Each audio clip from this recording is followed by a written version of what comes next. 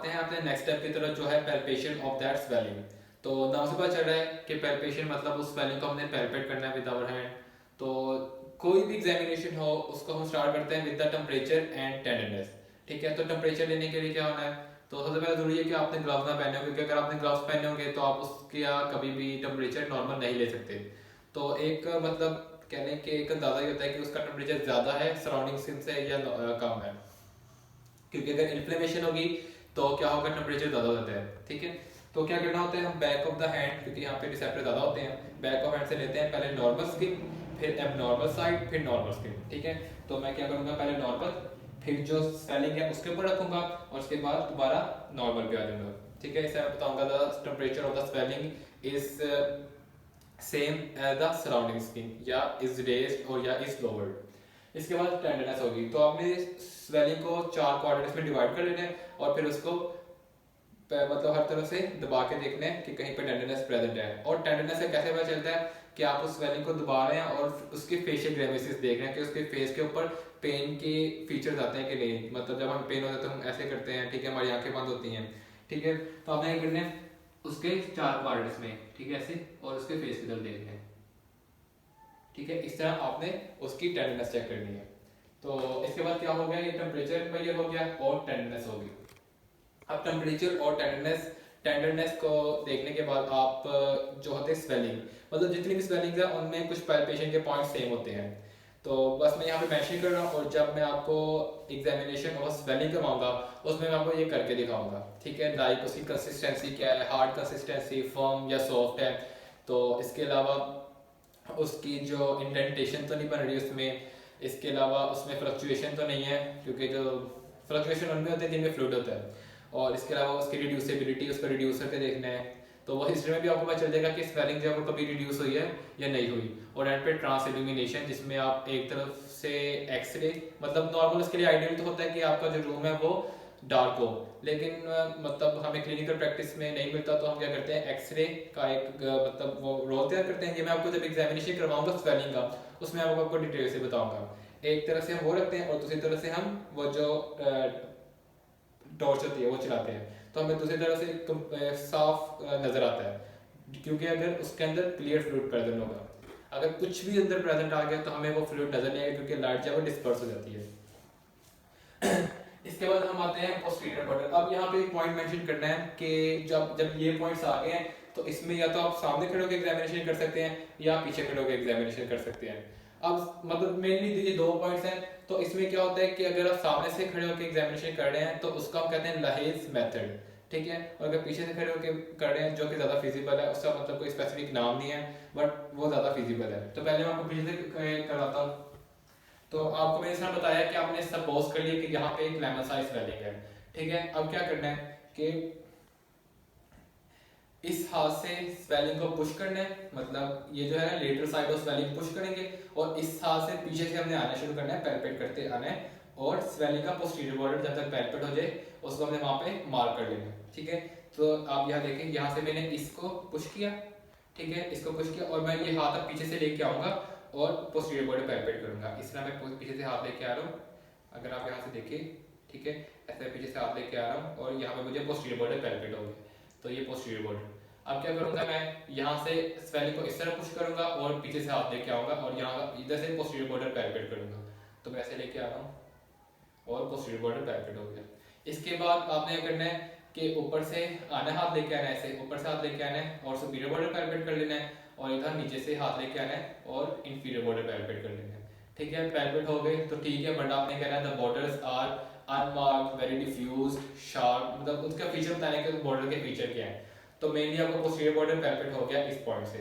अब जब आपको पोस्टीरियर बॉर्डर पैल्पेट हो जाएगा तो आपने करना है पोस्टीरियर बॉर्डर को आगे को पुश करना है, जिसकी वजह से आपके जो जो स्वेलिंग के नोड्यूल्स होंगे वो ज़्यादा प्रोमिनेंट हो जाएंगे। ठीक है, जस्ट सपोज मैंने आपको बताया कि यहाँ पे मुझे पोस्टीरियर बॉर्डर पैल्पेट हुआ था, मैंने यहाँ से उस स्वेलिंग को आगे को पुश किया और यहाँ से क्या किया, उसके जो बॉर्डर, मतलब खुद देखिए कि अगर स्मूथ है तो आपको कुछ भी महसूस नहीं होगा, इंडेंटेशन महसूस नहीं होगी। लेकिन अगर आपने ऐसे आगे को प्रेस किया है तो आप जब ऐसे कर रहे हैं आपको एक ऐसे करते करते एक इंडेंट पड़ा। ठीक है, जस्ट सपोज कि उसका एक नोड्यूल ऐसे नोड्यूल्स हैं, ठीक है। आप ऐसे उसको पैलपेट करते आ रहे यहाँ पे आके इंडेंटेशन है, फिर आप करते कहते दोबारा से ऊपर हुआ, फिर ऐसे। तो इसका मतलब है कि वो मल्टी नोड्यूलर है, ठीक है। आपने क्या किया, पोस्टीरियर बॉर्डर को आगे पुश किया और फिर ऐसे हाथ लेके आते आते आपने इसमें देख लिया कितने नोड्यूल्स है, मोनोनोड्यूलर गोइटर है या मल्टी नोड्यूलर गोइटर है, ठीक है। तो ये टेस्ट है जो आपने पीछे से कर लिए। अगर आप इसी टेस्ट को आगे से करें तो क्या होगा, आपने यहाँ से स्वेलिंग, ये देखें, आपने यहाँ से स्वेलिंग को पुश किया इधर को और पीछे से हाथ लेके आते आते पोस्टीरियर बॉर्डर पैलपेट कर दिया, ठीक है। और उसी तरह उस तरफ भी, और जब पोस्टीरियर बॉर्डर पैलपेट हो गया तो आपने पोस्टीरियर बॉर्डर को आगे की तरफ पुश किया और फिर स्वेलिंग को मतलब स्वेलिंग को जब पैलपेट किया तो उससे आपको उसकी जो है नोड्यूल्स का पता चलेगा, ठीक है। तो थायराइड के जैसे हमने थायराइड के नोड्यूल्स को पैलपेट करना सीख लिया। अब हमारे पास नेक्स्ट पॉइंट है, वो क्या है, कोशर साइन। कोशर साइन में क्या होता है कि जो थायराइड है उसका जो साइज है वो इंक्रीज करता रहता है। जब उसका साइज इंक्रीज करता रहेगा, ये देखेंगे अगर थायराइड की स्वेलिंग है दरमियान में ट्रेकिया है, तो क्या होता है, ट्रेकिया ये लेरिंग्स है, ठीक है। तो जब उसका साइज इंक्रीज करता रहता है तो वो क्या करता है कि ट्रेकिया को दोनों तरफ से इंट्रैप करता है, जिसकी वजह से जो ट्रेकिया उसके ऊपर कंप्रेशन करता है और उसको मतलब कंप्रेस करेगा, जिसकी वजह से जो ट्रेकिया होगा क्या करेगा कि पहले गोल था वो अब ऑब्स्ट्रक्ट हो रहा है, ठीक है, उसमें ऑब्स्ट्रक्शन आ रही है। और जब उसमें से एयर पास करेगी तो वो जिस तरह शाह की मतलब एक पाइप है उसमें से आपको मतलब गुजारेंगे तो उसमें से कोई बात नहीं आ रही, लेकिन अगर उसमें कुछ उसको एक तरफ से बंद कर देंगे और उसमें से आवाज गुजारेंगे तो फिर उसमें से आवाज आती है, ठीक है। तो क्या है कि ट्रेकिया को ऑब्स्ट्रक्ट करेगा, कंप्रेस करेगा, जिस वजह से जब पेशेंट सांस लेता है तो आवाज आती है सांस में, जिसको हम स्ट्राइडर कहते हैं। तो इसमें हम क्या करेंगे कि पेशेंट के जो लॉब्स हैं, मतलब पेशेंट के थायराइड के जो लॉब्स हैं उनको कंप्रेस करेंगे और पेशेंट से कहेंगे कि मुंह खोल के लंबे सांस ले। तो मुंह खोल के लंबे सांस लें, ठीक है। तो इससे क्या होता है कि हमने उसके जो लॉब्स हैं उसके ऊपर हाथ रखा, ठीक है, जेंटली उसको प्रेस किया और उसको कहा लंबे सांस ले। अगर तो नॉर्मली जो आवाज, कोई आवाज नहीं आ रही, लेकिन अगर आवाज आती है तो मतलब आवाज स्ट्राइडर, मतलब जैसे कह लें कि कोई चीज को रेजिस्टेंस ओवर हो रही है जिसकी वजह से शां की आवाज आ रही है, ठीक है। तो इसको कहते हैं stridor due to involvement of trachea या एयरवे।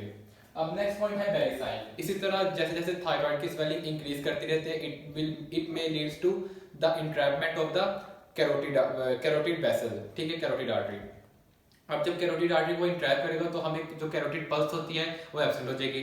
तो अगर कैरोटिड पल्स एब्सेंट है ये शो करती है कि बेरी साइन इज पॉजिटिव, ठीक है। And the last one is मतलब बेरी साइन क्या करेंगे हम, जिससे नॉर्मली ट्रेकिया को जो कैरोटिड है उसको पैलपेट करते हैं, ठीक है, बिटवीन द ट्रेकिया या लेरिक्स और स्टर्नोक्लेडोमास्टोइड। हम यानी हम क्या करते हैं कि उसके एयरवे पे हाथ रखते हैं और इसको आगे की तरफ पुश कर लेते हैं, तो इस तरह हमें कैरोटिड बहुत आसानी से मिल जाती है। और एक वक्त में हमने दोनों कैरोटिड पैलपेट नहीं करनी, तो एक तरफ हमने हाथ रखा और हमें कैरोटिड पल्स मिल गई। कैरोटिड पल्स मिल रही है तो बेरी साइन नेगेटिव है, ठीक है। इसी तरह यहाँ पे दूसरे हाथ से कर लें या इसी हाथ से कर लें, तो यहाँ से या इस तरह कर लें या इस तरह कर लें, ठीक है। तो हमें दोनों तरफ जो है हमने देख लेना कि कैरोटिड पल्स मिल रही है कि नहीं। तो बेरी साइन में क्या होता है कि जो स्वेलिंग है वो इलार्ज करती है और इंट्रैक्ट कर लेती है कैरोटिड वेसल्स को, जिस वजह से carotid pulse will be absent which show Berry sign is positive. और हमने एंड करनी palpation with the trachea. Trachea के लिए 3 फिंगर मेथड मतलब मोस्ट यूज होता है। तो हम क्या करते हैं कि रिंग फिंगर और इंडेक्स फिंगर इसको हम रखते हैं स्टर्नोक्लेविकुलर जॉइंट पे और इसको हम रखते हैं सुप्रा स्टर्नल नोज पे, ठीक है। और पेशेंट को मतलब और इससे स्पेसिफिक करें तो हम उस पेशेंट को कहते हैं कि घून बढ़े। जब वो घून बढ़ेगा तो क्या होगा, ट्रेकिया ऊपर को मूव करेगा, जिससे वजह से जो सी शेप कार्टिलेज है वो हाथ के साथ रब करेंगी, ठीक है। तो इस तरह एक रखा यहाँ पे, एक रखा हमने यहाँ पे और दूसरा जो हमने मिडिल में डिप कर दिया। फिर पेशेंट से कहना है घून बढ़े। जब वो घून बढ़ेगा तो क्या होगा, हमें ट्रेकिया की सी शेप कार्टिलेज यहाँ पे फील होगी। तो इस तरह ये थे पैल्पेशन के पॉइंट्स के। सबसे पहले हम रिपीट कर लेते हैं एक दफा। सबसे पहले हम टेम्परेचर मेजर करेंगे, ठीक है, abnormal, normal, abnormal, normal, abnormal और नॉर्मल। इसके बाद हम उसकी टेंडरनेस चेक करेंगे। उसके बाद हम साइन ऑफ स्वेलिंग। फिर पोस्टीरियर बॉर्डर के लिए मैंने बताया कि आपने क्या करना है, स्वेलिंग को एक तरफ से पुश करना है और पीछे से पैल्पेट करते करते पोस्टीरियर बॉर्डर पैल्पेट कर लेना है, ठीक है। फिर क्या करना है, इस वाले को पुश करना है और यहाँ से पैल्पेट कर लेना है। इस तरह ऊपर वाले और लोअर बॉर्डर भी पैल्पेट कर लेना है। इसके बाद आता है नोड्यूल्स। नोड्यूल्स कैसे चेक किए थे हमने, जब पोस्टीरियर बॉर्डर हमें एक दफा डिमार्केट हो चुका है उसके बाद हमने पोस्टीरियर बॉर्डर, हमने क्या किया था, पोस्टीरियर बॉर्डर को आगे को प्रेस किया, ठीक है, और हमने जो नोड्यूल्स है उनको इस तरह पैल्पेट कर लिया कि हमें मल्टीपल नोड्यूल्स मिल रहे हैं या सिंगल नोड्यूल मिल रहे हैं। उसके बाद हमने कॉशर साइन देखा, क्या किया कि हमने स्वेलिंग को प्रेस किया और पेशेंट से कहा कि मुंह खोल के लंबे सांस ले। अगर तो सांस नॉर्मल जिस तरह हमारी आवाज, मतलब हम सांस लेते हैं कोई आवाज नहीं आती, ठीक है, उस तरह होगा तो कॉशर साइन इज नेगेटिव। लेकिन अगर एक स्ट्राइडर मिल रहा है तो उसका मतलब Kocher sign is positive and the thyroid has entrapped the trachea या एयरवे। फिर आता है बेली साइन। बेली साइन क्या होता है कि अगर तो उस थायराइड ने कैरोटिड वेसल्स को, कैरोटिड आर्टरी को इंट्रैप कर लिया हुआ है, तो उस वजह से कैरोटिड जो पल्स होगी वो एब्सेंट होगी, तो Berry sign will be positive. And the last one is the trachea. Trachea is centralised या trachea is lateralised to the right side या लेफ्ट साइड। तो अब जब हम इसकी डिस्क्रिप्शन देंगे तो हम क्या कहेंगे कि swelling, the temperature of the swelling, ठीक है, चार्ज स्टार्ट करते हैं। The temperature of the swelling is equal to the surroundings, it is non tender swelling. The fluctuation वो जो है टीचर पॉइंट्स के, there is no fluctuation, there is no indentation and transillumination is also negative. Posterior border of the swelling is well demarcated and sharp. Not the swelling is multinodular or mononodular. Kosher sign is positive, ठीक है, positive या negative, ठीक है, तो Kocher sign is positive and और negative as the stridor is present, ठीक है, carotid pulse is present and trachea is centralised. तो इस तरह ये थे पैल्पेशन के पॉइंट्स।